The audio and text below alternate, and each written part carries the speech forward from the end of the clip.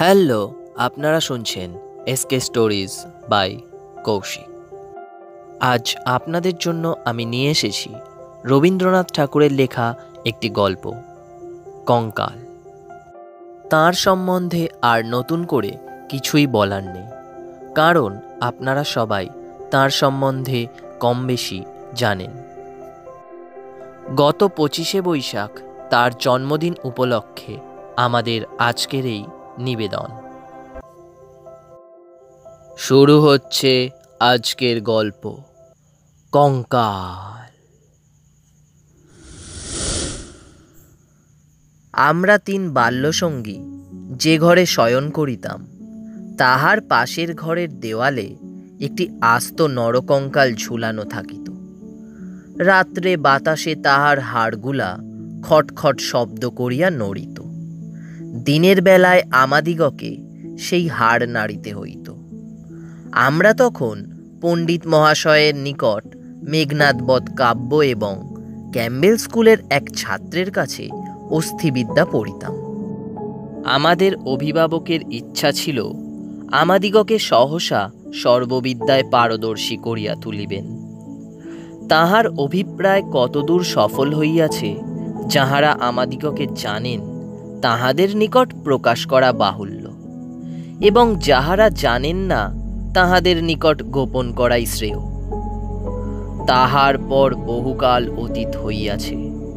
ইতিমধ্যে সেই ঘর হইতে কঙ্কাল এবং আমাদের মাথা হইতে অস্থিবিদ্যা কোথায় স্থানান্তরিত হইয়াছে অন্বেষণ করিয়া জানা যায় না। অল্পদিন হইল, একদিন রাত্রে কোনো কারণে অন্যত্র স্থানাভাব হওয়াতে আমাকে সেই ঘরে শয়ন করিতে হয়। অভ্যাসবশত ঘুম হইতেছে না। এপাশ ওপাশ করিতে করিতে গির্জার ঘড়িতে বড় বড় ঘণ্টাগুলো প্রায় সবকটা বাজিয়া গেল। এমন সময় ঘরের কোণে যে তেলের সেজ জ্বলিতেছিল, সেটা প্রায় মিনিট 5 ধরিয়া খাবি খাইতে খাইতে একেবারে নিবিয়া গেল। ইতিপূর্বেই আমাদের বাড়িতে 2-1টা দুর্ঘটনা ঘটিয়াছে, তাই এই আলো নেবা হইতে সহজেই মৃত্যুর কথা মনে উদয় হইল। মনে হইল এই যে রাত্রি 2 প্রহরে একটি দীপশিখা চিরান্ধকারে মিলাইয়া গেল, প্রকৃতির কাছে ইহাও যেমন, আর মানুষের ছোট ছোট প্রাণশিখা কখনো দিনে কখনো রাত্রে হঠাৎ নিবিয়া বিস্মৃত হইয়া যায়, তাহাও তেমন। ক্রমে সেই কঙ্কালের কথা মনে পড়িল। তাহার জীবিতকালের বিষয় কল্পনা করিতে করিতে সহসা মনে হইল একটি চেতন পদার্থ অন্ধকারে ঘরের দেওয়াল হাতড়াইয়া আমার মশারির চারিদিকে ঘুরিয়া ঘুরিয়া বেড়াইতেছে। তাহার ঘন ঘন নিঃশ্বাসের শব্দ শোনা যাইতেছে। সে যেন কি খুঁজিতেছে, পাইতেছে না, এবং দ্রুততর বেগে ঘরময় প্রদক্ষিণ করিতেছে। নিশ্চয় বুঝিতে পারিলাম সমস্তই আমার নিদ্রাহীন উষ্ণ মস্তিষ্কের কল্পনা, এবং আমারই মাথার মধ্যে বোঁ বোঁ করিয়া যে রক্ত ছুটিতেছে, তাহাই দ্রুত পদশব্দের মতো শুনাইতেছে। কিন্তু তবু গা ছমছম করিতে লাগিল। জোর করিয়া এই অকারণ ভয় ভাঙিবার জন্য বলিয়া উঠিলাম, কে ও? পদশব্দ আমার মশারির কাছে আসিয়া থামিয়া গেল, এবং একটা উত্তর শুনিতে পাইলাম, আমি। আমার সেই কঙ্কালটা কোথায় গেছে তাই খুঁজিতে আসিয়াছি। আমি ভাবিলাম নিজের কাল্পনিক সৃষ্টির কাছে ভয় দেখানো কিছু নয়। পাশবালিশটা সবলে আঁকড়িয়া ধরিয়া চিরপরিচিতের মতো অতি সহজ সুরে বলিলাম, এই দুপুর রাত্রে বেশ কাজটি বাহির করিয়াছ, তা সে কঙ্কালে এখন আর তোমার আবশ্যক কি? অন্ধকারে মশারির অত্যন্ত নিকট হইতে উত্তর আসিল, বলো কি? আমার বুকের হাড় যে তাহারই মধ্যে ছিল। আমার 26 বৎসরের যৌবন যে তাহার চারিদিকে বিকশিত হইয়াছিল, একবার দেখিতে ইচ্ছে করে না? আমি তৎক্ষণাৎ বলিলাম, হ্যাঁ, কথাটা সংযত বটে। তা তুমি সন্ধান করোগে যাও, আমি একটু ঘুমাইবার চেষ্টা করি।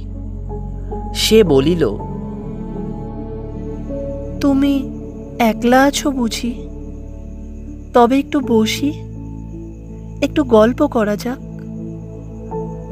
৩৫ বৎসর পূর্বে আমিও মানুষের কাছে বসিয়া মানুষের সঙ্গে গল্প করিতাম। এই ৩৫টা বৎসর আমি কেবল শ্মশানের বাতাসে হু হু শব্দ করিয়া বেড়াইয়াছি। আজ তোমার কাছে বসিয়া আর একবার মানুষের মতো করিয়া গল্প করি। অনুভব করিলাম আমার মশারির কাছে কে বসিল। নিরুপায় দেখিয়া আমি বেশ একটু উৎসাহের সহিত বলিলাম, হ্যাঁ, সেই ভালো, যাহাতে মন বেশ প্রফুল্ল হইয়া উঠে এমন একটা কিছু গল্প বলো। সে বলিল, সবচেয়ে মজার কথা যদি শুনিতে চাও তো আমার জীবনের কথা বলি। গির্জার ঘড়িতে ঢং ঢং করিয়া 2টা বাজিল। যখন মানুষ ছিলাম এবং ছোট ছিলাম, তখন এক ব্যক্তিকে জমের মতো ভয় করিতাম। তিনি আমার স্বামী। মাছকে বড়শি দিয়া ধরিলে তাহার যেমন মনে হয়, আমারও সেই রূপ মনে হইত। অর্থাৎ কোনো এক সম্পূর্ণ অপরিচিত জীব যেন বড়শিতে গাঁথিয়া আমাকে আমার স্নিগ্ধ গভীর জন্ম জলাশয় হইতে টান মারিয়া ছিনিয়া লইয়া যাইতেছে। কিছুতে তাহার হাত হইতে পরিত্রাণ নাই। বিবাহের 2 মাস পরেই আমার স্বামীর মৃত্যু হইল এবং আমার আত্মীয় স্বজনেরা আমার হইয়া অনেক বিলাপ পরিতাপ করিলেন। আমার শ্বশুর অনেকগুলি লক্ষণ মিলাইয়া দেখিয়া শাশুড়িকে কহিলেন, শাস্ত্রে যাকে বলে বিষকন্যা, এ মেয়েটি তাই। সে কথা আমার স্পষ্ট মনে আছে। শুনিতেছ? কেমন লাগিতেছে?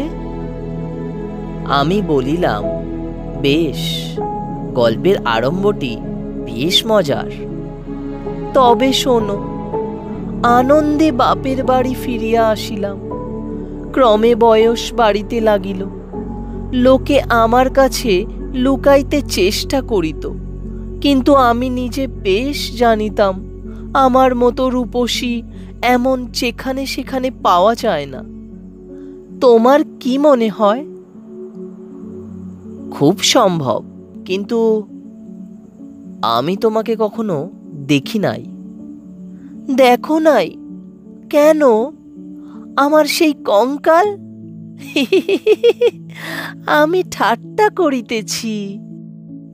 তোমার কাছে কি করিয়া প্রমাণ করিব যে সেই 2টো শূন্য চক্ষু কোঠরের মধ্যে বড় বড় টানা 2টি কালো চোখ ছিল এবং রাঙা ঠোঁটের উপরে যে মৃদু হাসিটুকু মাখানো ছিল এখনকার অনাবৃত দন্তসার বিকট হাস্যের সঙ্গে তার কোনো তুলনাই হয় না।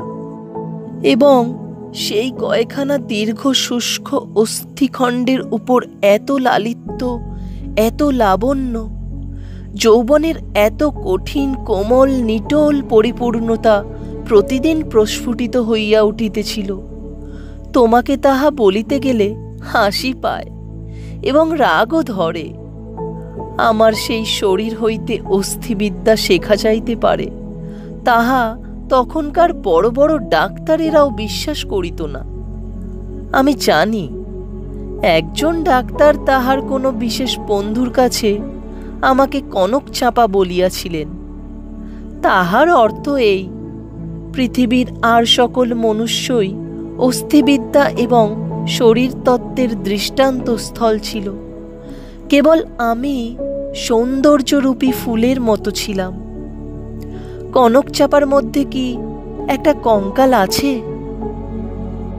আমি যখন চলিতাম তখন আপনি বুঝিতে পারিতাম যে একখণ্ড হীরা নড়াইলে তাহার চারিদিক হইতে যেমন আলো ঝকমক করিয়া উঠে, আমার দেহের প্রত্যেক গতিতে তেমনি সৌন্দর্যের ভঙ্গি নানা স্বাভাবিক হিল্লোলে চারিদিক ভাঙিয়া পড়িত। আমি মাঝে মাঝে অনেকক্ষণ ধরিয়া নিজের হাত দুখানি নিজে দেখিতাম। পৃথিবীর সমস্ত উদ্ধত পৌরুষের মুখে রাশ লাগাইয়া মধুরভাবে বাগাইয়া ধরিতে পারে এমন দুইখানি হাত। সুভদ্রা যখন অর্জুনকে লইয়া তৃপ্ত ভঙ্গিতে আপনার বিজয় রথ বিস্মিত তিন লোকের মধ্য দিয়া চালাইয়া লইয়া গিয়াছিলেন, তাহার বোধ করি এইরূপ দুখানি অস্থূল সুঢল বাহু, আরক্ত করতল এবং লাবণ্য শিখার মতো অঙ্গুলি ছিল। কিন্তু আমার সেই নির্লজ্জ নিবারণ নিরাভরণ চিরবৃদ্ধ কঙ্কাল তোমার কাছে আমার নামে মিথ্যা সাক্ষ্য দিয়াছে। আমি তখন নিরুপায় নিরুত্তর ছিলাম। এই জন্য পৃথিবীর সবচেয়ে তোমার উপর আমার বেশি রাগ। ইচ্ছে করে আমার সেই 16 বৎসরের জীবন্ত যৌবন তাপে উত্তপ্ত আরক্তিম রূপখানি একবার তোমার চোখের সামনে দাঁড় করায়। বহুকালের মতো তোমার দুই চক্ষে নিদ্রা ছুটাইয়া দিক, তোমার অস্থিবিদ্যাকে অস্থির করিয়া দেশছাড়া করি। আমি বলিলাম, তোমার গা যদি থাকিত তো তোমার গা ছুঁইয়া বলিতাম, সে বিদ্যার লেশমাত্র আমার মাথায় নাই। আর তোমার সেই ভুবনমোহন পূর্ণ যৌবনের রূপ রজনীর অন্ধকার পটের উপরে জাজল্যমান হইয়া ফুটিয়া উঠিয়াছে, আর অধিক বলিতে হইবে না। আমার কেহ সঙ্গিনী ছিল না। দাদা প্রতিজ্ঞা করিয়াছিলেন বিবাহ করিবেন না। অন্তপুরে আমি একা, বাগানের গাছতলায় আমি একা বসিয়া ভাবিতাম, সমস্ত পৃথিবী আমাকেই ভালোবাসিতেছে, সমস্ত তারা আমাকে নিরীক্ষণ করিতেছে। বাতাস ছল করিয়া বারবার দীর্ঘ নিঃশ্বাসে পাশ দিয়া চলিয়া যাইতেছে, এবং যে তৃণাসনে পা দুটি মেলিয়া বসিয়া আছি তাহার যদি চেতনা থাকিত তবে সে পুনর্বার অচেতন হইয়া যাইত। পৃথিবীর সমস্ত যুবা পুরুষ ওই তৃণপুঞ্জরূপে দল বাঁধিয়া নিস্তব্ধে আমার চরণবর্তী হইয়া দাঁড়াইয়াছে, এইরূপ আমি কল্পনা করিতাম। হৃদয়ে অকারণে কেমন বেদনা অনুভব হইত। দাদার বন্ধু শশীশেখর যখন মেডিকেল কলেজ হইতে পাশ হইয়া আসিলেন, তখন তিনিই আমাদের বাড়ির ডাক্তার হইলেন। আমি তাহাকে পূর্বে আড়াল হইতে অনেকবার দেখিয়াছি। দাদা অত্যন্ত অদ্ভুত লোক ছিলেন। পৃথিবীটাকে যেন ভালো করিয়া চোখ মেলিয়া দেখিতেন না। সংসারটা যেন তাহার পক্ষে যথেষ্ট ফাঁকা নয়। এই জন্য সরিয়া সরিয়া একেবারে প্রান্তে গিয়ে আশ্রয় লইয়াছেন। তাহার বন্ধুর মধ্যে এক শশীশেখর। এই জন্য বাহিরের যুবকদের মধ্যে আমি এই শশীশেখরকেই সর্বদা দেখিতাম, এবং যখন আমি সন্ধ্যাকালে পুষ্পতরুতলে সম্রাজ্ঞীর আসন গ্রহণ করিতাম, তখন পৃথিবীর সমস্ত পুরুষ জাতি শশীশেখরের মূর্তি ধরিয়া আমার চরণাগত হইত। শুনিতেছ, কি মনে হইতেছে? আমি সনিশ্বাসে বলিলাম, মনে হইতেছে শশীশেখর হইয়া জন্মিলে বেশ হইত। আগে সবটা শোনো।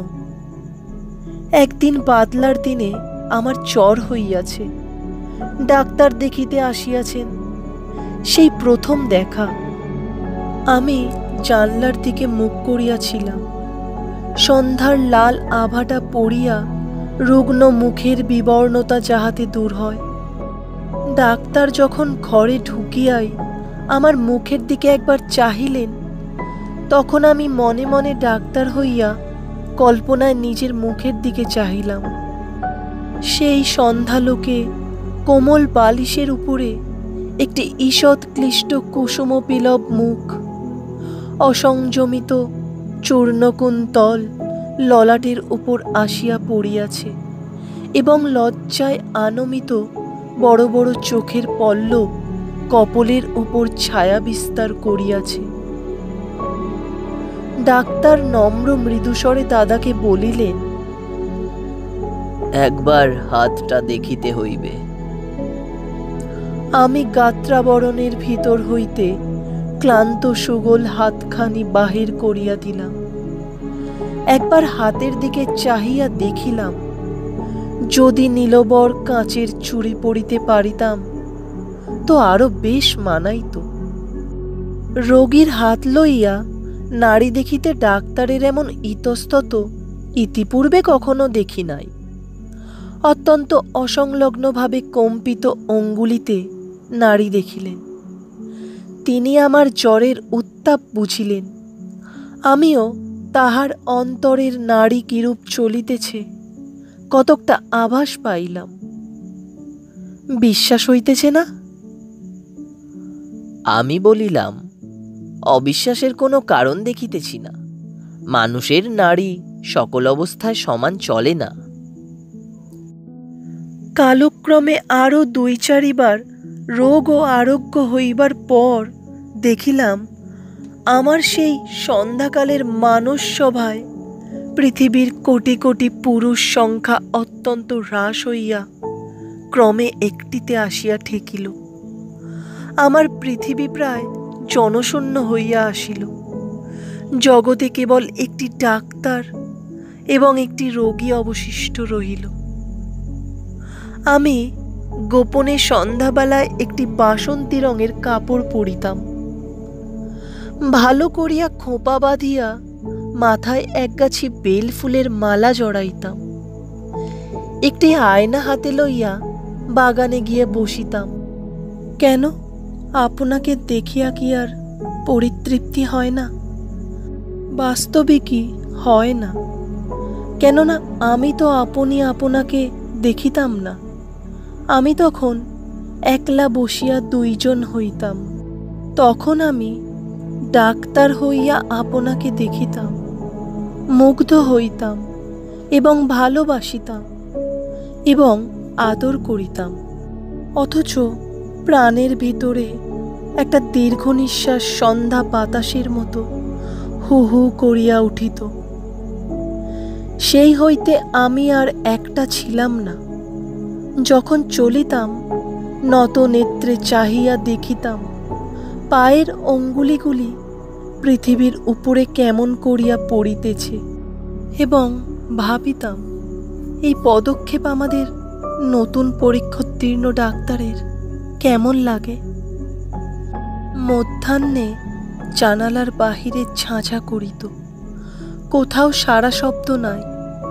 মাঝে মাঝে এক একটা চিল অতি দূর আকাশে শব্দ করিয়া উড়িয়া যাইত এবং আমাদের উদ্যান প্রাচীরের বাহিরে খেলনাওয়ালা সুর করিয়া চাই খেলে না চাই, চুড়ি চাই করিয়া ডাকিয়া যাইত। আমি একখানি ধপধপে চাদর পাতিয়া নিজের হাতে বিছানা করিয়া শয়ন করিতাম। একখানি অনাবৃত বাহু কোমল বিছানার উপরে যেন অনাদরে মেলিয়া দিয়া ভাবিতাম, এই হাতখানি এমনি ভঙ্গিতে কে যেন দেখিতে পাইল, কে যেন 2খানি হাত দিয়া তুলিয়া লইল, কে যেন ইহার আরক্ত করতলের উপর একটি চুম্বন রাখিয়া দিয়া আবার ধীরে ধীরে ফিরিয়া যাইতেছে। মনে করো এইখানেই গল্পটা যদি শেষ হয়, তাহা হইলে কেমন হয়? আমি বলিলাম, মন্দ হয় না। একটু অসম্পূর্ণ থাকে বটে, কিন্তু সেইটুকু আপন মনে পূরণ করিয়া লইতে বাকি রাতটুকু বেশ কাটিয়া যায়। কিন্তু তাহা হইলে গল্পটা যে বড় গম্ভীর হইয়া পড়ে, ইহার উপহাসটুকু থাকে কোথায়?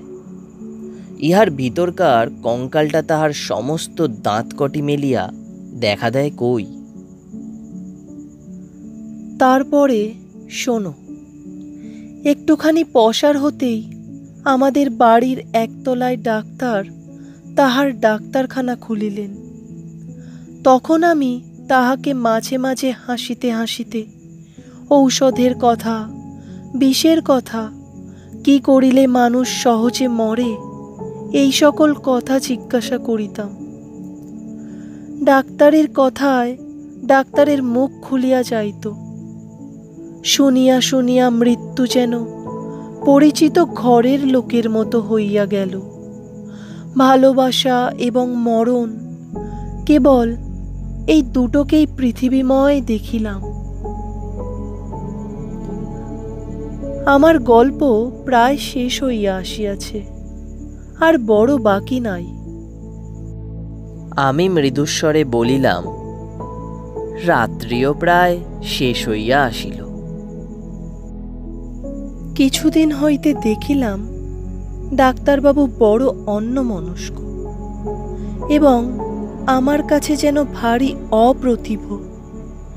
একদিন দেখিলাম তিনি কিছু বেশি রকম সাজসজ্জা করিয়া দাদার কাছে তাহার জুড়ি ধার লইলেন। রাত্রে কোথায় যাইবেন? আমি আর থাকিতে পারিলাম না। দাদার কাছে গিয়া নানা কথার পর জিজ্ঞাসা করিলাম, হ্যাঁ দাদা, ডাক্তারবাবু আজ চুড়ি লইয়া কোথায় যাইতেছেন? সংক্ষেপে দাদা বলিলেন, মরিতে। আমি বলিলাম, না, সত্য করিয়া বলো না।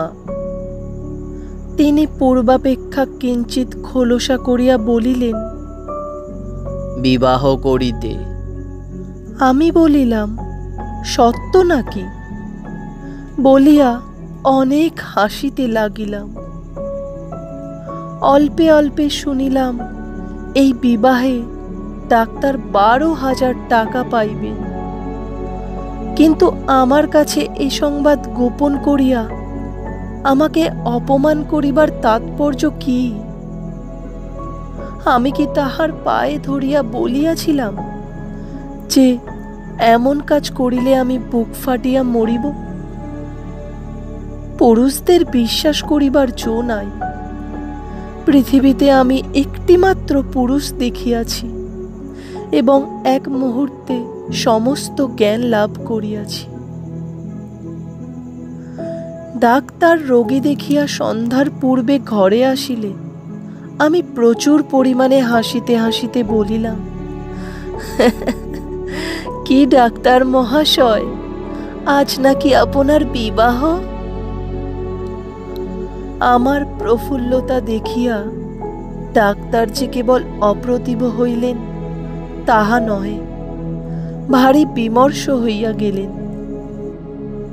জিজ্ঞাসা করিলাম, বাজনা বাদ্য কিছু নাই যে? শুনে তিনি ঈষৎ একটু নিঃশ্বাস ফেলিয়া বলিলেন, বিবাহ ব্যাপারটা কি এতই আনন্দের? শুনিয়া আমি হাসিয়া অস্থির হইয়া গেলাম। এমন কথাও তো কখনো শুনি নাই। আমি বলিলাম, সে হইবে না, বাজনা চাই, আলো চাই। দাদাকে এমনই ব্যস্ত করিয়া তুলিলাম যে দাদা তখনই রীতিমতো উৎসবের আয়োজনে প্রবৃত্ত হইলেন। আমি কেবলই গল্প করিতে লাগিলাম।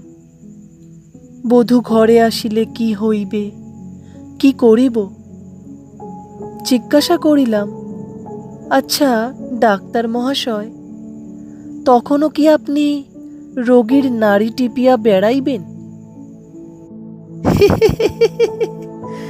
যদিও মানুষের, বিশেষত পুরুষের মনটা দৃষ্টিগোচর নয়, তবু আমি শপথ করিয়া বলিতে পারি কথাগুলো ডাক্তারের বুকে শেলের মতো বাজিতেছিল।